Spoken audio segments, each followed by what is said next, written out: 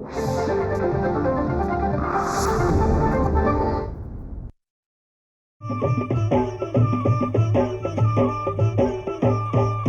काळी आई धनधान्य देई, ही काळी आई धनधान्य देई.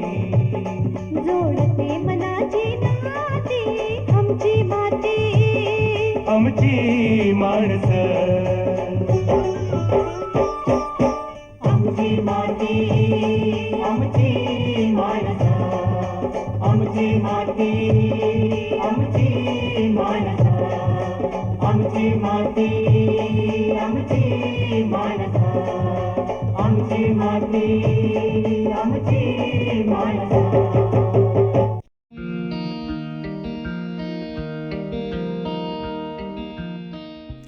शेतकरी बंधूंनो नमस्कार. आमची माती आमची माणसं या कार्यक्रमात सर्वांचं मनपूर्वक स्वागत.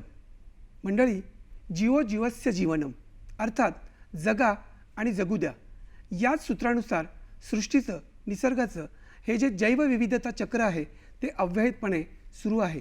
याच निसर्गामध्ये अनेक प्रकारचे कीटक आहेत, सूत्रकृमी आहेत, विषाणू आहेत, जीवाणू आहेत, यांचा अव्याहतपणे अधिवास असतो. अर्थातच हे जे कीटक आहेत, कृमी आहेत किंवा सूत्रकृमी आहेत, याचा शेतातील पिकांच्या दृष्टिकोनातून अत्यंत उपयोग होतो. म्हणजेच जैविक पद्धतीने जेव्हा आपण या किडींचं व्यवस्थापन करतो, या किडींच्या व्यवस्थापनामध्ये याच कीटकांचा, विषाणूंचा आणि जीवाणूंचा अत्यंत महत्त्वाचा वाटा असतो. तो नेमका कसा हेच आपल्याला आजच्या कार्यक्रमात जाणून घ्यायचं आहे आणि त्यासाठीच आजच्या कार्यक्रमात आपण विषयाचं आयोजन केलेलं आहे, जैविक घटकांद्वारे कीड व्यवस्थापन. आणि या विषयाच्या अनुषंगाने आपल्याला मार्गदर्शन करण्यासाठी ज्या मान्यवरांना आपण कार्यक्रमात आमंत्रित केलेलं आहे, सुरुवातीला मी त्यांचा परिचय करून देतो. आपल्याकडे आलेले आहेत श्रद्धा दुर्गुडे मॅडम. श्रद्धा मॅडम, तुमचं कार्यक्रमात मनपूर्वक स्वागत. श्रद्धा मॅडम या वसंतराव नाईक मराठवाडा कृषी विद्यापीठ परभणी अंतर्गत कृषी कीटकशास्त्र विभागात सहाय्यक प्राध्यापिका म्हणून कार्यरत आहेत आणि त्या आपल्याला या विषयाच्या अनुषंगाने सविस्तर मार्गदर्शन करणार आहेत. श्रद्धा मॅडम, आपल्याकडे आपला जो शेतकरी आहे तो वर्षानुवर्ष पारंपरिक पद्धतीची शेती करतोय. अर्थात ही शेती करताना तो विविध प्रकारची पिकं घेतो आणि ही पिकं, या पिकांची लागवड केल्यानंतर एका विशिष्ट वेळी या पिकांवर मोठ्या प्रमाणात किडींचा प्रादुर्भाव होतो. अर्थात या किडींचा बंदोबस्त करण्यासाठी किंवा व्यवस्थापन करण्यासाठी शेतकरी रासायनिक पद्धतींचा अवलंब करत असतो. परंतु आपला आजचा जो विषय आहे जैविक घटकांद्वारे कीड व्यवस्थापन, मुळात जैविक कीड व्यवस्थापन म्हणजे नेमकं काय? जैविक कीड व्यवस्थापन म्हणजे सजीव घटकाद्वारे, जसे की कीटक आहेत, कोळी आहे, सूत्रकृमी आहे, पक्षी, प्राणी, वनस्पतीजन्य कीटकनाशके व त्यापासून तयार केलेले जे पदार्थ आहे त्यांचा उपयोग करून जे कीड व्यवस्थापन केले जाते त्याला जैविक कीड व्यवस्थापन म्हणतात. आता हे जे घटक आहेत ते किडींना पूर्णपणे मारतात किंवा त्यांचे जगणं अशक्य करतात. म्हणजेच की त्यांची वाढ पूर्ण होऊ देत नाहीत किंवा त्यांच्या प्रजनन क्षमतेवर परिणाम करतात किंवा त्यांच्या अंडे घालण्याच्या क्षमतेवर देखील परिणाम करतात. म्हणजे अनेक प्रकारचे जे सूत्रकृमी आहेत, कृमी आहेत, विषाणू, जीवाणू यांचा उपयोग या जैव कीड व्यवस्थापनामध्ये अत्यंत महत्त्वाचा आहे. परंतु या जैव कीड व्यवस्थापनाची आवश्यकता नेमकी काय आहे मॅडम? सर, एका अंदाजानुसार असे आढळून आलेले आहे की फक्त 1% कीटकनाशकाचा उपयोग हा कीड व्यवस्थापनासाठी होतो. उर्वरित 99% कीटकनाशके हे उपयुक्त प्राणी मात्रामध्ये जातात. तसेच 97% किडींचे व्यवस्थापन नैसर्गिकरित्या होते. नैसर्गिकरित्या म्हणजे जसे की आपले तापमान आहे, पाऊस आहे, आर्द्रता आहे, यांच्याद्वारे व जे मित्र कीटक आहेत यांच्याद्वारे या किडींचे व्यवस्थापन होते. फक्त 3%च किडींचे आपल्याला व्यवस्थापन करायचे असते. मग आपण या 3% किडीच्या व्यवस्थापनासाठी बेसुमार कीटकनाशकांचा वापर करतो. तर ह्या कीटकनाशकाच्या बेसुमार वापरामुळे पर्यावरणावर विपरीत परिणाम झालेला दिसून आलेला आहे. तसेच कीटकांचा उद्रेक होणे किंवा पुनरुत्थान होणे, त्याचप्रमाणे ह्या कीटकनाशकाप्रती प्रतिकार क्षमता कीटकामध्ये निर्माण होणे, कीटकनाशकांचे अंश जे की धान्य, फळे, भाजीपाला याच्यावर शिल्लक राहणे व त्याचा विपरीत परिणाम मनुष्य व प्राणीमात्रावर आपल्याला बऱ्याच प्रमाणात आढळून आलेला आहे. आणि आजकाल तर विषमुक्त म्हणजे कीटकनाशक अंशविरहित धान्याला मोठ्या प्रमाणात मागणी आहे आणि आयातीसाठी सुद्धा अशा प्रकारच्या धान्यांना मोठ्या प्रमाणात मागणी आहे. जर आपण जैविक कीड व्यवस्थापन केले तर आपण एक प्रकारे आर्थिक, पर्यावरण व आरोग्याचा धोका कमी करू शकतो. म्हणजे जैविक कीड व्यवस्थापन ही एक काळाची गरज आहे असं म्हणणं वावगं ठरणार नाही. म्हणजे आपल्याला असं म्हणता येईल की फक्त 3% कृषींचा नायनाट करण्यासाठी आपण मोठ्या प्रमाणात वारेमाप प्रमाणात कीटकनाशकांचा वापर करतो, तो करणे अनावश्यक आहे आणि त्यासाठी जैविक कीड व्यवस्थापन हे गरजेचं आहे. परंतु जेव्हा मॅडम आपण जैविक कीड व्यवस्थापन असं म्हणतो, कोणकोणत्या बाबींचा समावेश याच्यामध्ये येतो? जैविक कीड व्यवस्थापनामध्ये आत्ताच आपण पाहिलं की कीटक आहेत किंवा सूत्रक्रमी आहेत, पक्षी, प्राणी, वनस्पतीजन्य कीटकनाशके व त्यापासून तयार केलेल्या पदार्थांचा उपयोग आपण जैविक कीड व्यवस्थापनामध्ये करू शकतो. पण शेतकरी कीड व्यवस्थापनासाठी मुख्यतः रासायनिक कीटकनाशकांचा वापर करतात. अशा प्रकारे जेव्हा आपण जैविक कीड व्यवस्थापन असं म्हणतो, काही यशस्वी उदाहरणं सांगता येतील का? सर, त्याचा यशस्वी उदाहरणाचा इतिहास पाहिला तर 1929 साली भारतामध्ये संत्र्यावरील खवले किडीचा मोठ्या प्रमाणात प्रादुर्भाव दिसून आला होता. त्यावेळेस आपण वेडेलिया भुंगेरे म्हणून हा जो मित्र कीटक आहे तो ऑस्ट्रेलियाहून आयात केला होता आणि त्याद्वारे बऱ्याच अंशी या किडींचे व्यवस्थापन झाले होते. तसेच कॉफीवरील हिरव्या खवले किडीच्या व्यवस्थापनासाठी आपण क्रिप्टोलिमस या मित्र कीटकांची देखील आयात ऑस्ट्रेलियाहून केली होती. हा जो मित्र कीटक आहे याने बऱ्याच प्रमाणात त्या खवले किडीचे तर व्यवस्थापन केले. त्याचप्रमाणे कापसातील जो पिठ्या ढेकणाचा मोठ्या प्रमाणात प्रादुर्भाव होता त्याला पण या मित्र कीटकाने बऱ्याच प्रमाणात अटकाव घातला. तसेच ॲनाशियस नावाचा जो मित्र कीटक आहे त्याने पण पिठ्या ढेकणाला बऱ्याच अंशी आटोक्यात आणले होते. अशा प्रकारे विविध उदाहरणे आहेत की जे आपण पाहू शकतो ज्याद्वारे या किडींचे व्यवस्थापन झालेले आहे. आत्ताच आपण उदाहरण देताना मित्र कीटकांचा उल्लेख केलात. जेव्हा आपण जैविक कीड व्यवस्थापन असं म्हणतो तेव्हा मित्र कीटकांची नेमकी भूमिका काय आहे मॅडम? हे जे मित्र कीटक आहेत ते फार महत्त्वाची भूमिका बजावतात. यामध्ये पहिलं आहे की हे स्वतःचे भक्ष्य स्वतः शोधतात व त्यांना मारतात. त्याचप्रमाणे हे निसर्गात आपोआप वाढतात, म्हणजे यांचे गुणन आपोआप नैसर्गिकरित्या होते. आत्ताच आपण पाहिलं की कीटकनाशकाचा बेसुमार वापर केल्यामुळे कीटकामध्ये कीटकनाशकाप्रती प्रतिकार क्षमता निर्माण झालेली आहे. पण ह्या मित्र कीटकांद्वारे अशा समस्या उद्भवत नाहीत. यांचा कोणत्याही मनुष्य, प्राणी यांच्यावर विपरीत परिणाम होत नाही. त्याचप्रमाणे यांच्यामुळे किडींचा उद्रेक होणं या प्रकारच्या समस्या निर्माण होत नाहीत. त्याचप्रमाणे हे जे मित्र कीटक आहेत ते यांची सहज पैदास करता येते व ते वापरता येतात. आणि हे जे मित्र कीटक आहेत ते आपण इतर कीड व्यवस्थापनासुद्धा सोबतसुद्धा वापरू शकतो. फक्त म्हणजे कीटकनाशकासोबत सोडून बाकी सर्व इतर ज्या कीड व्यवस्थापन पद्धती आहेत त्यांच्याद्वारे आपण याचा वापर करू शकतो. म्हणजे इतकं पराकोटीचं महत्त्व या मित्र कीटकांचं जैविक कीड व्यवस्थापनामध्ये आहे. आमची माती आमची माणसं. मुळात परभक्षी कीटक म्हणजे काय आणि त्यांचं या जैविक कीड व्यवस्थापनामध्ये महत्त्व काय आहे? परभक्षी कीटक हे स्वतंत्रपणे राहणारे दुसऱ्या किडींवर उपजीविका करणारे कीटक असून हे बाल्य व प्रौढ या दोन्ही अवस्थेवर उपजीविका करतात. यांना आपला जीवनक्रम पूर्ण करण्यासाठी एकापेक्षा जास्त भक्ष्याची गरज असते.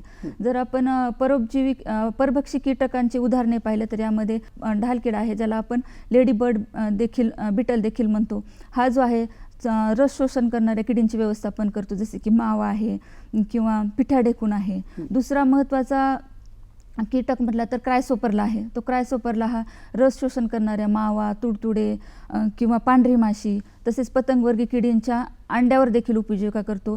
सिरफिड माशीचे जर उदाहरण पाहिलं तर ते माव्यांचं बऱ्याच प्रमाणे व्यवस्थापन करतात.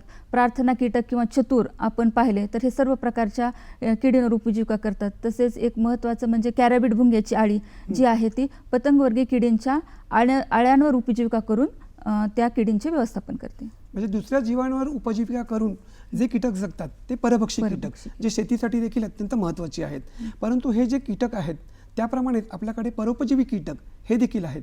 ते नेमके कोणते आणि त्याचं महत्त्व काय आहे? परोपजीवी कीटक म्हणजे हे कीटक शत्रू कीटकांच्या अंडी, आळी व कोश यांच्यावर आपली अंडी देतात व त्या अंड्यातून ज्यावेळेस आळी बाहेर पडते त्यावेळेस त्या किडींवरती उपजीविका करते व त्यांना मारते. तर हे परोपजीवी कीटक आहेत, त्यांची बाल्यावस्था ही यजमान किडीवर उपजीविका करते आणि जी प्रौढावस्था आहे ती मुक्त असते. तर हे परोपजीवी कीटकामध्ये आपण पाहू शकतो जसे की ट्रायकोग्रामा आहे किंवा ब्रॅकॉन आहे. या प्रकारचे जे उदाहरणे आहेत ते परोपजीवी कीटकांचे आहेत. ट्रायकोग्रामा नावाचा जो कीटक आहे हा देखील जैविक कीड व्यवस्थापनामध्ये अत्यंत महत्त्वाचा आहे. त्याचं महत्त्व नेमकं कसं अधोरेखित कराल? ट्रायकोग्रामा ही अत्यंत लहान अशी गांधीन माशी असून ती पतंगवर्गी किडींच्या अंड्यावर आपली अंडी देते आणि ज्या वेळेस त्या अंड्यातून आळी येते ती आळी त्या अंड्यातील गर्भाचा नाश करून त्या किडीचे व्यवस्थापन करते. जसं की आपल्याला माहीतच आहे की पतंगवर्गी किडींमध्ये 4 मुख्य अवस्था असतात, जसे की अंडी आहे, आळी आहे, कोश आहे आणि प्रौढ आहे.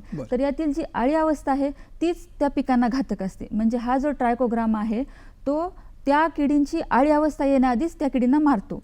आणि अशा प्रकारचे ट्रायकोग्रामाचे कार्ड देखील आपल्याला विविध ठिकाणी उपलब्ध होतात आणि अशा एका कार्डवर जवळपास 20,000 अंडी असतात आणि हे कार्ड एकरी 3 हे पुरेसे होतात. आणि अशा प्रकारचे कार्ड आपण कापसातील बोंडाळ्याच्या व्यवस्थापनासाठी किंवा मक्यातील लष्करी अळीच्या व्यवस्थापनासाठी किंवा ऊसातील खोडकिडा याच्या व्यवस्थापनासाठी याचा वापर करू शकतो. पण किडींची जेव्हा अळी अवस्था असते, या अळी अवस्थेमध्ये कोणकोणत्या प्रकारच्या परोपजीवी कीटकांचा समावेश करता येतो?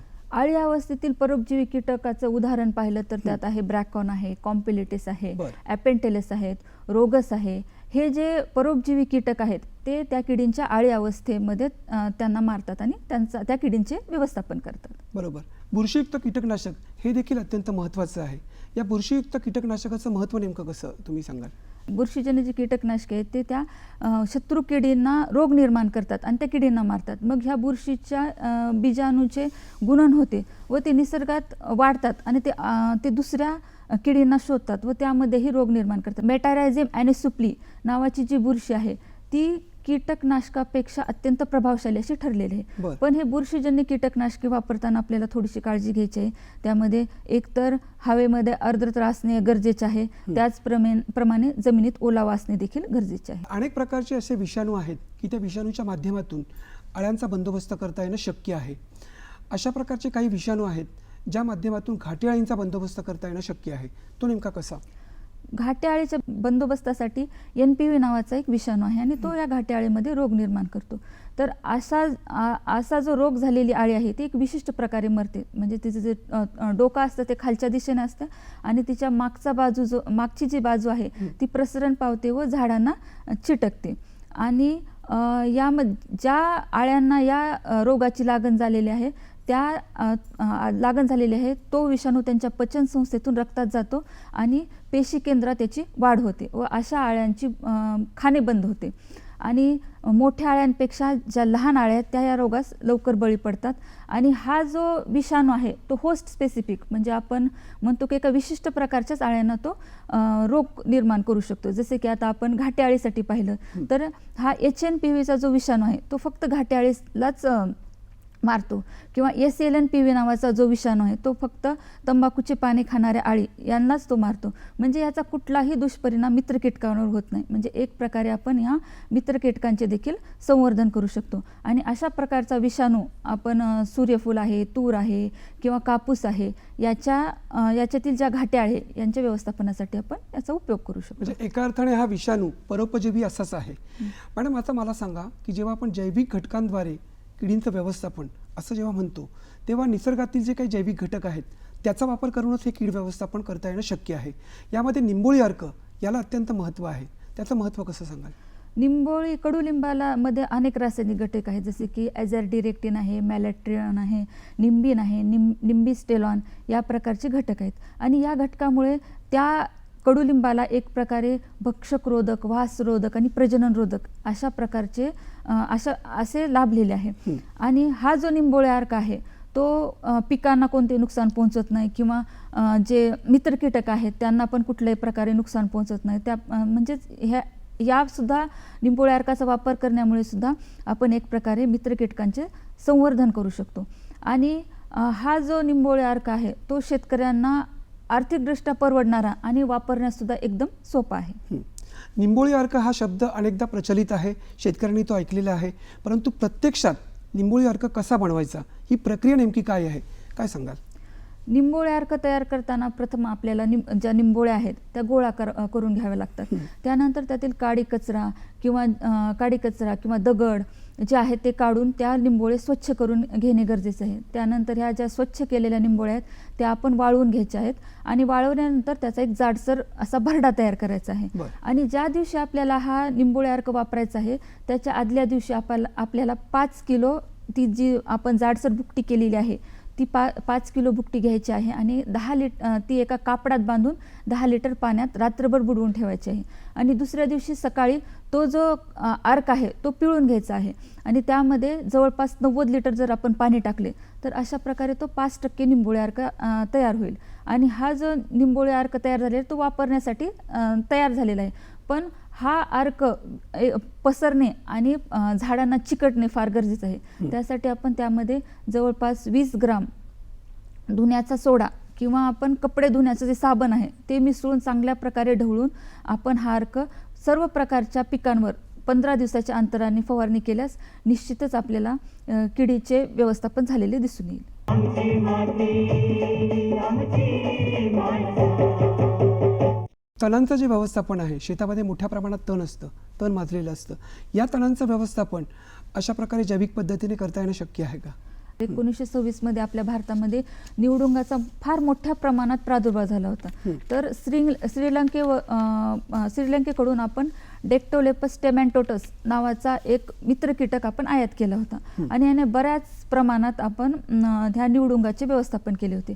तसेच मेक्सिकोमधून आयात होणाऱ्या गव्हासोबत आपल्या देशात गाजरगवताचा मोठ्या प्रमाणात प्रादुर्भाव झाला होता.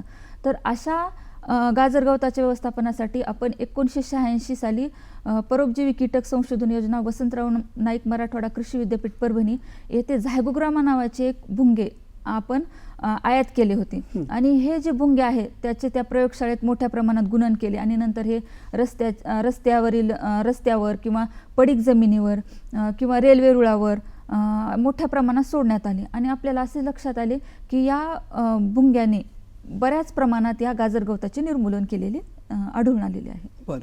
बरं आपल्याकडे जे मित्र कीटक आहेत, मगाशी आपण उल्लेख केला, या मित्र कीटकांचं शेतीच्या दृष्टिकोनातून आणि पिकांच्या दृष्टिकोनातून संवर्धन होणं अत्यंत गरजेचं आहे.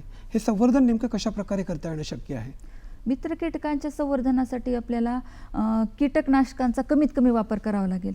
त्याचप्रमाणे जे कीटकनाशकांचा अंश राहण्याचे कालावधी ज्यांचा कमी आहे ते कीटकनाशक वापरावी लागतील. त्याचप्रमाणे आपण जैविक कीटकनाशकांचा वापर करावा किंवा ज्या कीड व्यवस्थापन पद्धती जसे की पालापाचोळं जाळणे ह्या ज्या पद्धती आहेत त्या मित्र कीटकांना हानिकारक आहेत तर त्या टाळाव्यात. त्याचप्रमाणे हे जे मित्र कीटक आहेत त्यांच्यासाठी निवारा व अन्न पुरवठा करावा. निवारा व अन्न पुरवठा करणे म्हणजे आपण जे फुलझाडे आहेत ज्यांच्यामध्ये भरपूर प्रमाणात परागकण आहेत असे फुलझाडे बांधावरती लावले तर या मित्र कीटकांमध्ये बऱ्याच प्रमाणात वाढ होते. त्याचप्रमाणे सापळा पीक पद्धतीचा अवलंब करावा. अशा प्रकारे जर आपण शेतामध्ये अशा प्रकारच्या जर गोष्टी जर आपण केल्या तर निश्चितच आपल्या शेतामध्ये मित्र कीटकांचे संवर्धन होईल. मॅडम, झायकोग्रामाद्वारे गाजरगवताचं निर्मूलन शक्य आहे का? हा जो भुंगा आहे तो फिक्कट मळकट पांढऱ्या रंगाचा असून याचे जे आळी व प्रौढ दोन्हीही गाजरगवतावर उपजीविका करतात. ज्यावेळेस या अंड्यातून आळी बाहेर येते त्यावेळेस ते गाजरगवताचे पाने खातात. त्याचप्रमाणे कळ्या किंवा सहकळ्या खातात. त्यामुळे काय होतं तर हे जे गाजरगवत आहे याची एकतर वाढ खुंटते व त्याची जी फुलधारणा होत असते ती फुलधारणा होत नाही. आणि त्याचप्रमाणे ह्या गाजरगवताचा वाढण्याचा वेग फार झपाट्याचा आहे. म्हणजे त्या मानाने हे जे कीटक आहेत ते अत्यंत म्हणजे त्यांचा वेग खाण्याचा वेग इतका मोठा नाही. पण एकदा जर आपण हे भुंगे आपल्या शेतात जर सोडले तर हे निसर्गामध्ये स्थिर होतात व ते गाजरगवताला अटकाव आणतात. तर आपण हे जे भुंगे आहेत जवळपास 500 भुंगे प्रति हेक्टरी सोडावे असे आपण शिफारस करतो ज्याच्यामुळे गाजरगवताचे व्यवस्थापन होते. आपल्या वसंतराव नाईक मराठवाडा कृषी विद्यापीठामध्ये जैविक कीड व्यवस्थापनाच्या संदर्भात नवीन काही संशोधन झालेलं आहे का किंवा सुरू आहे का? आपल्या परोपजीवी कीटक संशोधन योजनेमध्ये आपण ट्रायकोकार्डची निर्मिती सध्या करत आहोत ज्यामध्ये 3 प्रकारच्या ट्रायकोग्रामाच्या प्रजाती आहेत. ज्याच्यामध्ये पहिली आहे ट्रायकोग्रामा चिलोनिस, ट्रायकोग्रामा बॅक्ट्री आणि ट्रायकोग्रामा प्रिटिओसम. ह्या ज्या आहे ट्रायकोग्रामा जी बॅक्ट्री आहे ती सध्या जो कापसातील गुलाबी बोंडाळीचा जो मोठ्या प्रमाणात प्रादुर्भाव आहे तर या किडींच्या व्यवस्थापनासाठी आपण ह्या ट्रायकोग्रामा बॅक्टेरियाचा देखील उपयोग करू शकतो. त्याचप्रमाणे विद्यापीठात मागील काही वर्षापासून झायगोग्रामाचं मोठ्या प्रमाणात गुणन होऊन आपण शेतकऱ्यांना ते भुंगे देतो जेणेकरून ते भुंगे गाजरगवताचे व्यवस्थापन करतात. मध्यंतरी मॅडम गुलाबी बोंडअळीमुळे मोठ्या प्रमाणात पिकांचं नुकसान झालं अशा बातम्या प्रसिद्ध झालेल्या होत्या. या गुलाबी बोंडअळीचं जैविक घटकांच्या माध्यमातून कशा प्रकारे नियंत्रण करता येणं शक्य आहे? गुलाबी बोंडअळीच्या व्यवस्थापनासाठी तर आपण निंबोळी अर्काचा देखील वापर करू शकतो.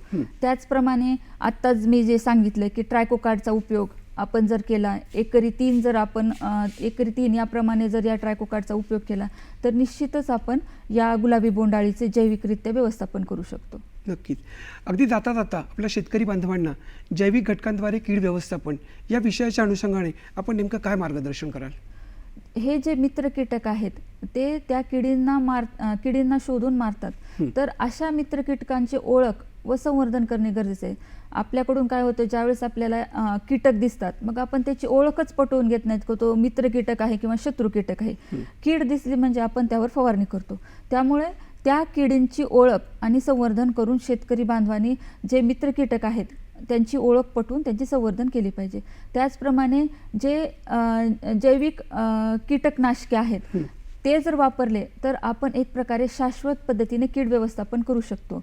म्हणजेच आपण एक विषमुक्त धान्य शेतकरी व बाजारपेठेपर्यंत पुरवू शकतो. मंडळी, मॅडमने आताच सांगितल्याप्रमाणे जर आपल्या शेतामध्ये किडींचं व्यवस्थापन करायचं असेल तर ते जैविक घटकांच्या माध्यमातून करता येणं शक्य आहे. अर्थात अशा प्रकारे जैविक घटकांच्याद्वारे हे कीड व्यवस्थापन करताना या शेतामध्ये जे काही जीवाणू आहेत, कीटाणू आहेत, जे विषाणू आहेत, अशा प्रकारच्या मित्र कीटकांना ओळखणं आणि त्यांचं संवर्धन करणं हे देखील तितकंच महत्त्वाचं आहे. आणि अतिशय महत्त्वाचं म्हणजे रासायनिक जे कीटकनाशक आहेत त्यांचा सर्रास वापर न करता जैविक घटकांच्या माध्यमातून म्हणजे निंबोळी अर्क हे तर अत्यंत उत्तम असं उदाहरण आहे की ज्या माध्यमातून शेतातील किडींचं व्यवस्थापन करता येणं अगदी सहज शक्य आहे आणि त्याच माध्यमातून जैवविविधता टिकवणं आणि ही शेती शाश्वत करणं हे गरजेचं आहे. मॅडम, आपण कार्यक्रमात सहभागी झालात. या विषयाच्या अनुषंगाने आमच्या शेतकरी बांधवांना सविस्तर असं मार्गदर्शन केलं त्याबद्दल सह्याद्री वाहिनीतर्फे मी आपले मनपूर्वक आभार मानतो. धन्यवाद.